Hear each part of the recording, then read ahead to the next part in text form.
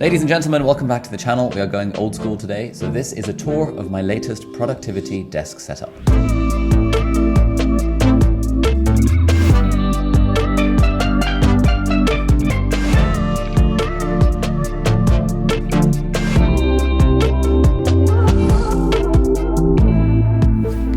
It's been a while since I've done one of these productivity desk setups, but I'm just going to talk you through everything that is going on here.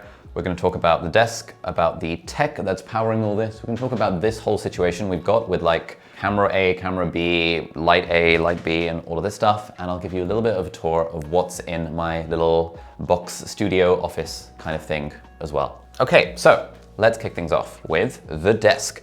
Now the desk is a lovely solid oak from Oakywood. They very kindly sent me this about a year ago and I've been absolutely loving it. It's like solid oak, it's good vibes, it's a standing desk. I'm gonna show you the standing desk functionality a little bit later because I have to move things around to get the standing desk to work. But this is really nice. I really like a very, very wide desk. I do wish it was a little deeper, but I did a custom dimensions based on the dimensions of this room and like the filming setup because I live in Hong Kong where rooms are tiny. And so at some point I wanna move into a bigger space and have like a way deeper desk. But this is Oakywood desk so far.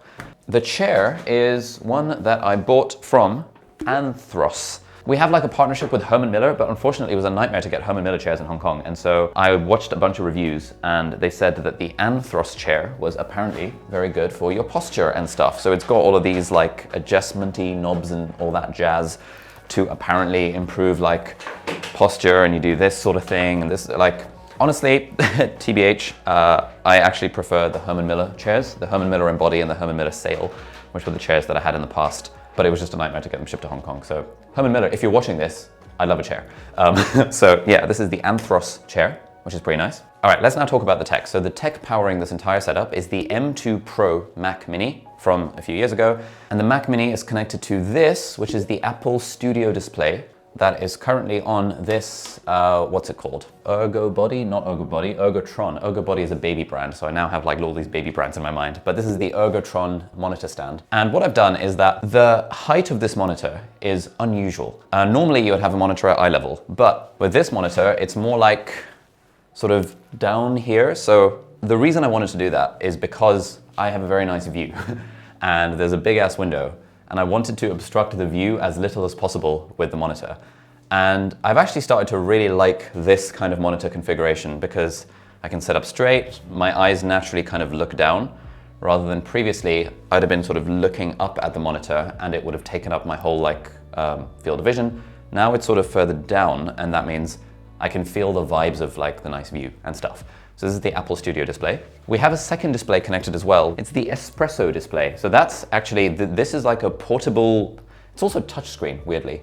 I never used the touchscreen feature, but it's basically a portable monitor. Plugs in via a Thunderbolt cable. You can like stick it in a bag. The stand for it is detachable. So it's like a insanely thin, like just a portable display. I was traveling around with this when I was doing my digital nomad stuff, because it's always nice having an external display for your laptop. But now I have just shoved it on my desk, and normally it just goes here underneath my teleprompter setup, and it sort of masks the sort of tech and the wires and stuff. And the reason I like this is because as part of my various online courses, like our Lifestyle Business Academy and our YouTuber Academy, I do a lot of like live online workshops. And so it's very useful for me to have multiple monitors. One where I can see like the Zoom chat, one where I can see like my presentation. Now, as you've seen in this video, one of the most important uses for my own desk setup is to have it as a recording studio environment, whether I'm recording YouTube videos like this one, or whether I'm interviewing people over the internet who can add massive value, and then we can turn those into content for the channel. And for that purpose, Riverside is absolutely incredible, and they are partnering with us on this video. I've been using Riverside now for over 5 years. Riverside is an all-in-one recording and editing platform that lets you capture studio quality content from literally anywhere. And actually every single remote interview you've seen here on this channel, or if you watch the podcast that I do with my brother, 100% of those are captured on Riverside. And hopefully what it looks like is that we've hired a professional studio, but it's literally just me at my desk talking to the person over Riverside. Riverside records locally on each person's device first, which means you get uncompressed 4K video and crystal clear audio, and then everything uploads seamlessly. So for example, in my recent interview with Joe Hudson that we featured on the channel, my Wi-Fi dropped for about 30 seconds in the middle of the conversation. And if we were doing this over Zoom or something, that would normally ruin the whole episode. But with Riverside, because it uploads locally and it configures figure out when your internet's dodgy and stuff, like the final video looks absolutely flawless. They've also just launched a really cool co-creator feature, which feels like having a content assistant built directly into the app. So pretty much immediately after recording, I can just ask it to pull out the best clips from an interview or to create Instagram posts, and it does this instantly while keeping the tone and message on brand. And then after I finish a recording, Riverside already has polished clips ready for my team to post on Instagram and TikTok. And it really does feel like cheating because it saves us hours and hours of editing, and this is all stuff that we used to have to do manually and by hand. And this is the real boost that a platform like Riverside can give you, because recording the content is only half the battle, but the real leverage comes from repurposing that one conversation into a week's worth of content, because one long form interview could become itself a main channel YouTube video, multiple YouTube shorts and Instagram reels, even LinkedIn posts, a newsletter, and so much more. So if you want to try this yourself, especially if you're serious about building your online presence in a more efficient fashion, then you can get Riverside for 1 month completely for free to try it out when you check out the link in the video description and use the code ULIRiverside, which is also in the video description. So thank you Riverside for partnering with us on this segment of the video, and let's get back to the rest of the desk setup. I can show you what the tech actually looks like. So over here, we have the Kanto YU2 speakers that I've been using for absolutely ages.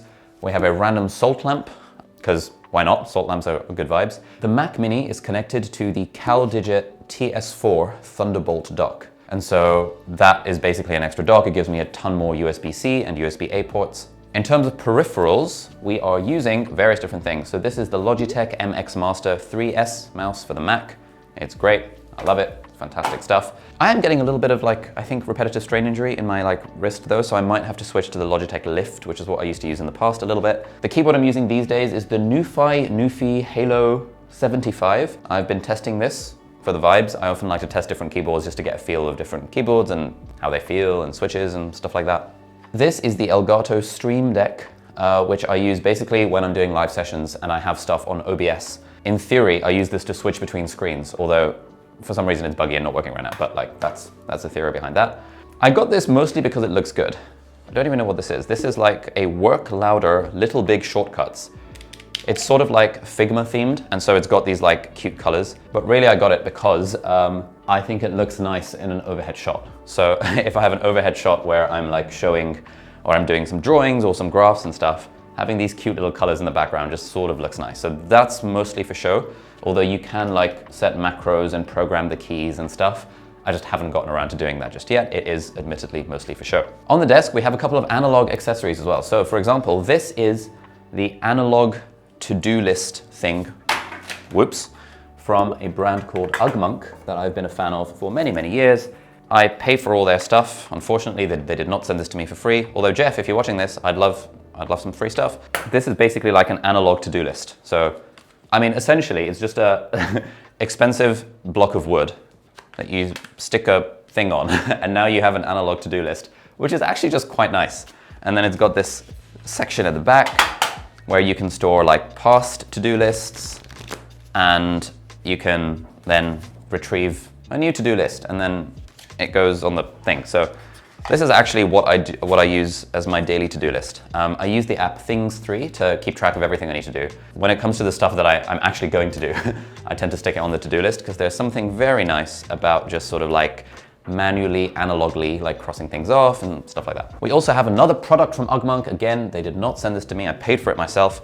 Basically, they've got these pieces of card, and I use them for a lot of different note-taking-y bits and bobs. Hopefully there's nothing confidential in here. There probably isn't. But this is nice because in the bottom of it, it's my used cards. And at the top of it, it's some fresh cards. I'll be sitting over here, I'll be doing some stuff, and I'm like, ooh, I want something to write on. And I can just reach across and I can just grab the thing, grab a pen, do my writing and my drawing and draw my boxes and do whatever I need to do. Blah, blah, blah, blah, blah, turn it over, do some more writing, whatever I need to do. And then I can just store it away in this little bottom thing, which is actually kind of nice. Again, these things are very expensive. They're quite overpriced for what they are, but I like them because they're really nicely designed, they're really sturdy. And in my drawers, I have a whole stack of other paper and things. But yeah, you can see I've just been taking notes and stuff over the, often I plan videos like this or plan lessons for our courses and stuff just because it's nice to be able to then move these little pieces of paper around. On my desk, mostly for show, for this shot, I have a copy of my book, Feel Good Productivity, which is a New York Times and Sunday Times bestseller. So if you haven't checked it out yet, you might like to. It's available everywhere books are sold. What else? What else is on here that we can talk about? I have these this little cup. My wife got me this little cup It's got a little seal on it, which I think is quite cute. I just have random pens and markers and even a screwdriver for some reason. I'm not entirely sure why. But that goes over there. And that's the second copy of the Kanto YU2 speaker, of course, in the background. Oh, this! Everyone always asks me about this mic. I love this mic. This is the Elgato Wave Neo microphone. It's not as good as a fancier microphone like the Shure SM7B or like, you know, the microphones that you see the podcast bros use. But I just think it looks really cute. Like my whole aesthetic that I like to go for is kind of white and blue, and I like to go sort of light mode rather than dark mode. That's why a failed keyboard brand that we tried to start was called Light Mode, but that didn't really work out. But I really like the vibes of this particular microphone. I just think it's very cute. And so often I buy things for my desk setup, given that I'm a YouTuber, just because they look cute.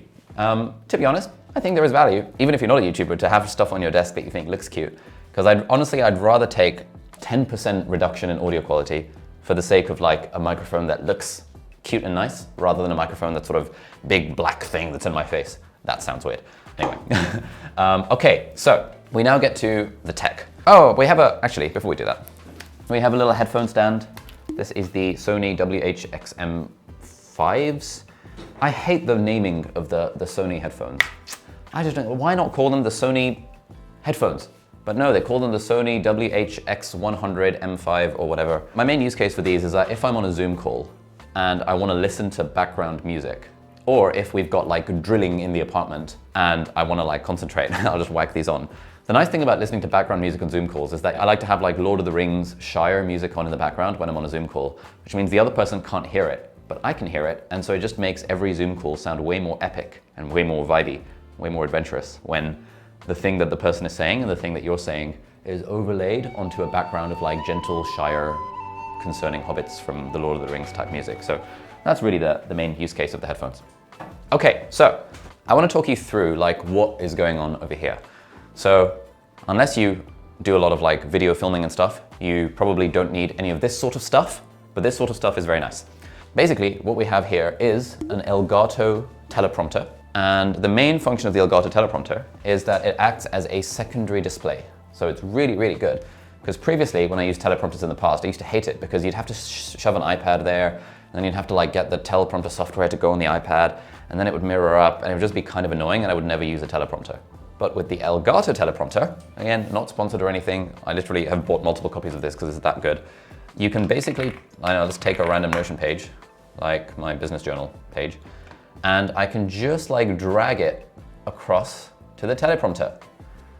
And now currently, I'm looking at this from the teleprompter, but hopefully you can't tell that I'm reading something through the teleprompter. So this is like absolutely game-changing if I'm doing like a sponsor read or if I'm doing a video, I've got my talking points on the teleprompter.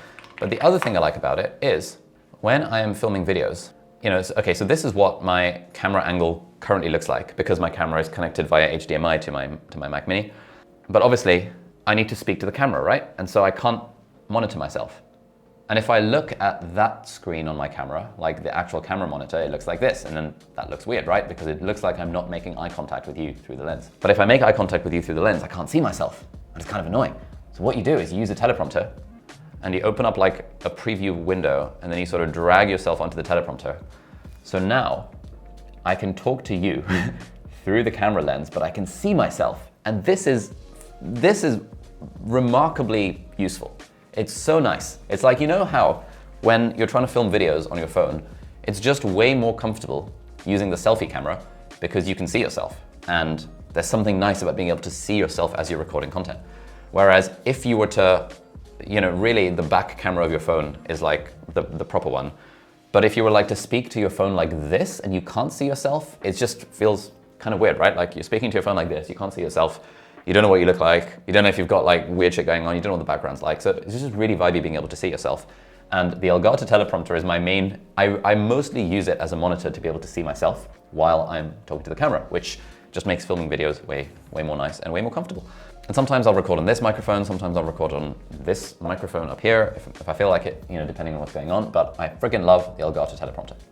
Now, the Elgato Teleprompter is attached to my camera. The only downside, actually, before we do that, of the teleprompter is that if I want to use my standing desk, we run into a bit of a problem because this is gonna decapitate the camera.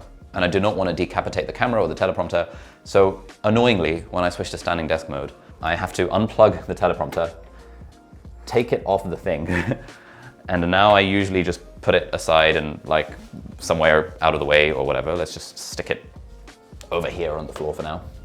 Oh, by the way, quick announcement. On Saturday, the 20th of September, 2025, I'm going to be hosting my usual completely free quarterly reflection workshop. The idea is that this is a totally free workshop. There's a link down below to register if you'd like. And I will be hosting it, and me and hopefully you and several thousand people from all around the world, we're going to get together on a Zoom workshop. And together we are going to be reflecting on how 2025 has gone so far. And we're going to be setting some goals for the next 90 days. It's going to be fun. It's going to be vibey. There's more details linked down below if you would like to join. And I will hopefully see you on Saturday, the 20th of September, 2025.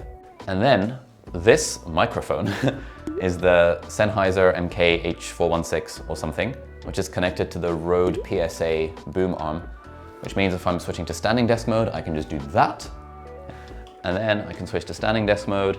And generally, when I'm doing like, hang on, this is what it looks like.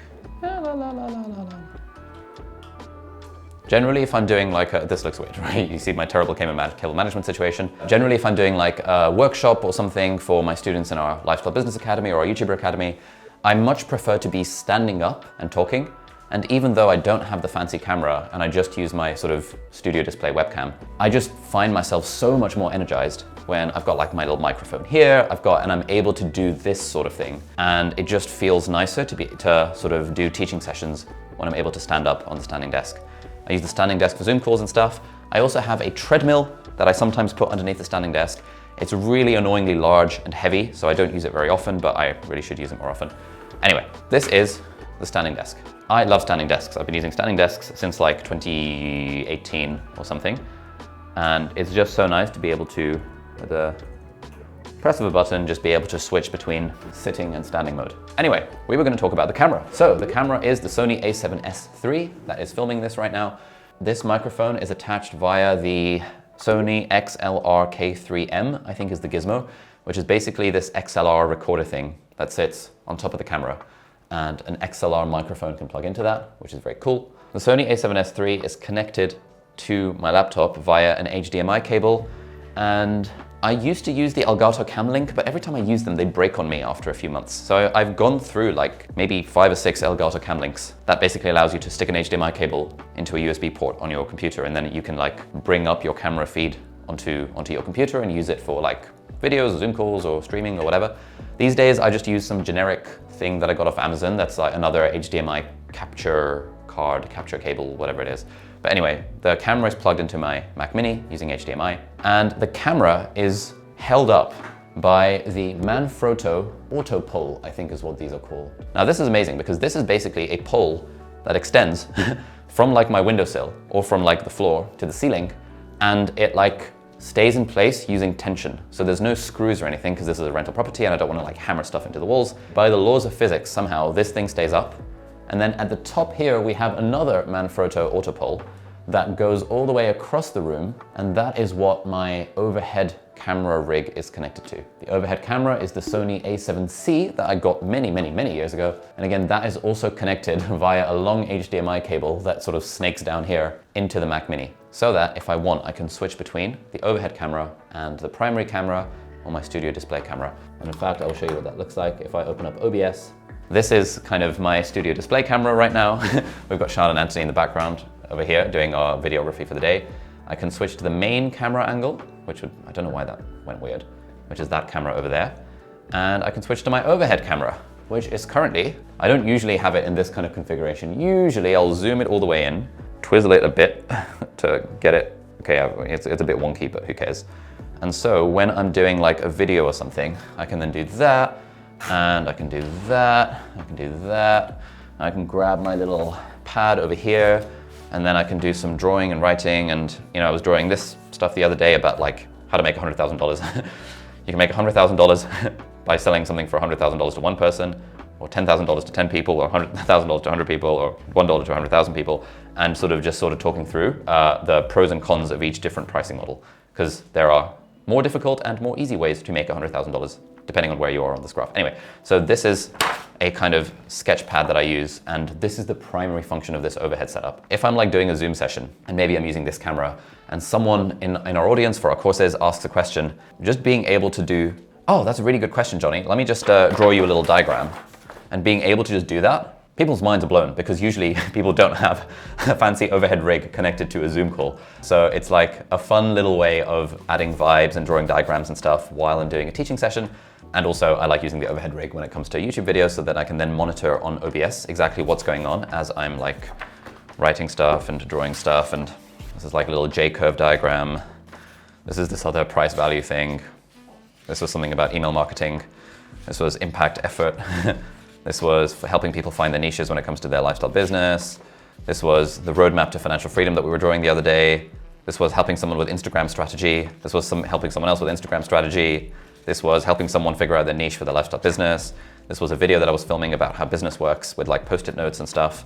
This was sort of the difference between an entrepreneur and employee. This was asymmetrical risk reward.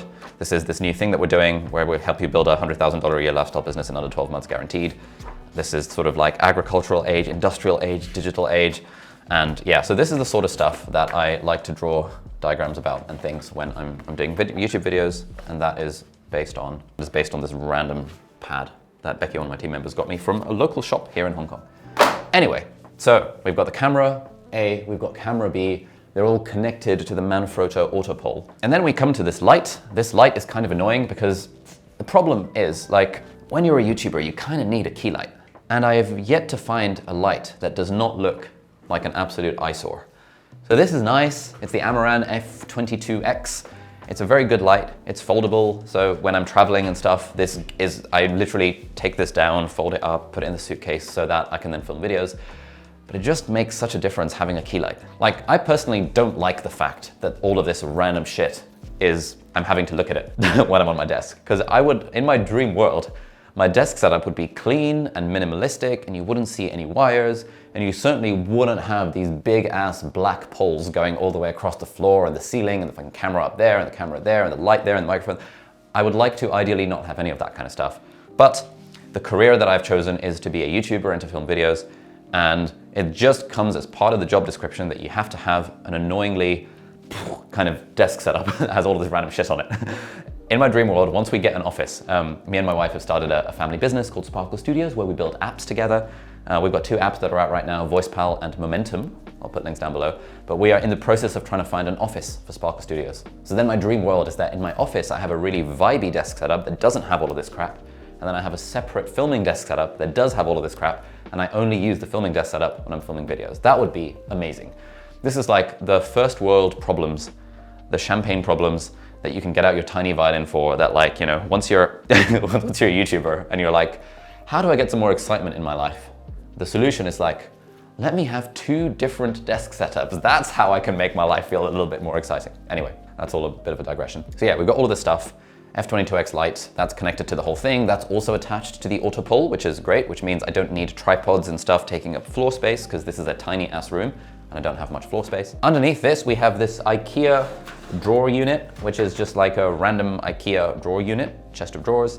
This is a Amaran Tube PT4C light that I sometimes use. If I'm filming at nighttime, I use this as a sort of backlight and it sort of lights up the bookshelves and stuff, but I very rarely film at nighttime. This is a random plant. I like having random plants around. And I think that basically covers what is on the desk. Let's now cover what is in the rest of the room.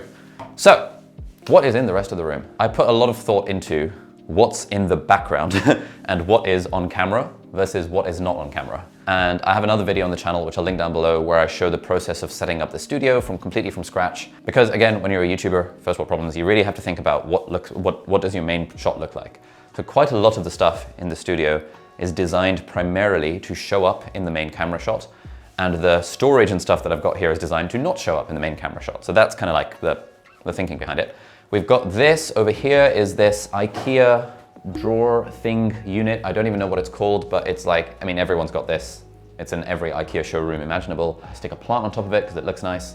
I just have some camera lenses, and this is the Peter McKinnon camera multi-tool, which I use for a lot of things. This is like, you know, a phone tripod that I sometimes use.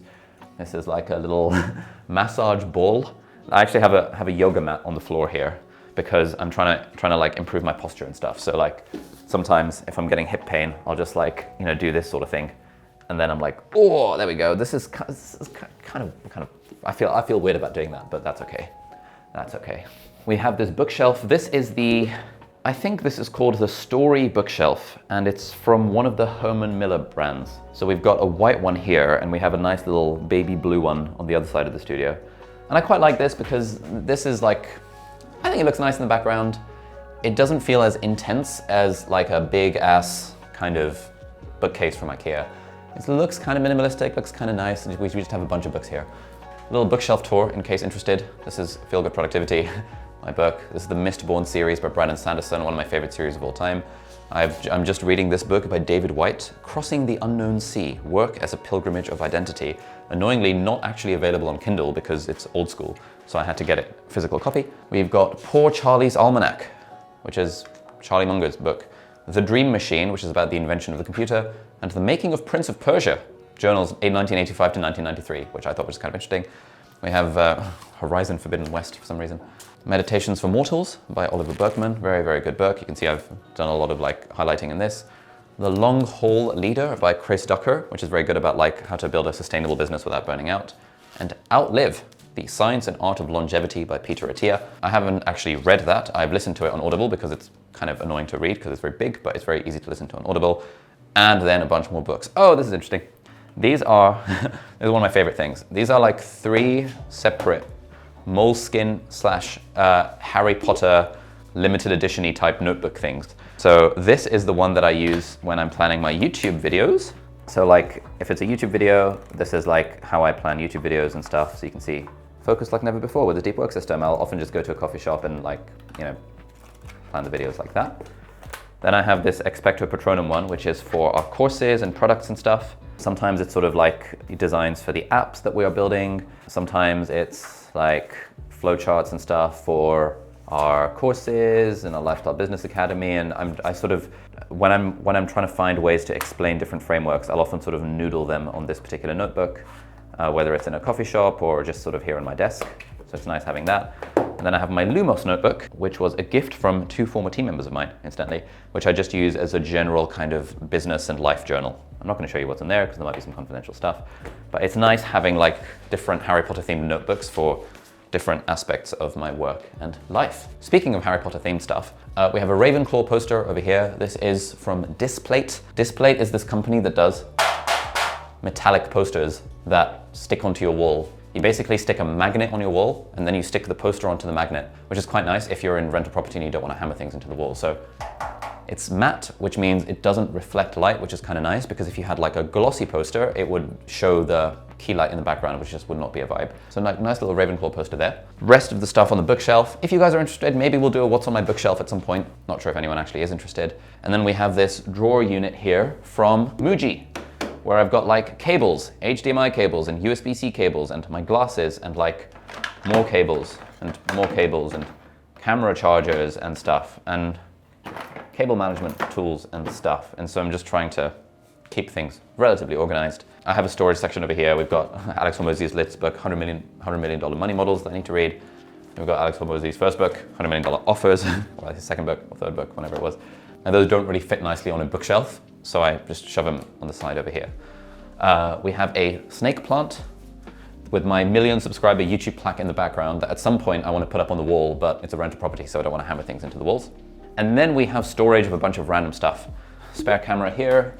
This is the Fujifilm X100VI, which I take out and about when I'm going places. We have a spare camera here, which is a Sony FX3, which I use if I'm doing a podcast, because then we need multiple camera angles. So that just goes over here because I have no other place to store it. We have a little, this little LED face mask that I haven't yet opened from a company called Me Time. We had someone, I don't know when this video is coming out, but there was someone called Daniela who lives here in Hong Kong and runs this company.